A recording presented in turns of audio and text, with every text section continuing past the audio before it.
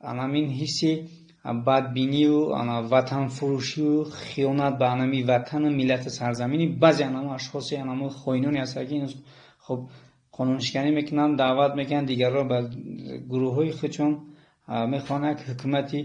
анамин мисли Толибон ваҳшониятро ташкил кунанд. Ба ин роҳ ҳеҷ вақт миллати сарбаланди тоҷик намехоҳад ва таҳаммул карда наметавонад, чунки ин рӯзҳоро як бор миллати тоҷик аз сар гузаронидааст. ва барои ҳамин як бори дигар хуб даъват ба амал меорам аз ҳама бародарон, хоҳарон, модарон, падарон, ҳамаи бародароне ки дар вилояти мухтари Кӯҳистони Бадахшон ҳастем,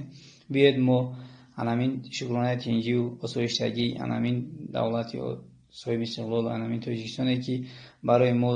инқадар фаровонӣ тинҷиву амонира муҳайё кардааст, анамира мисли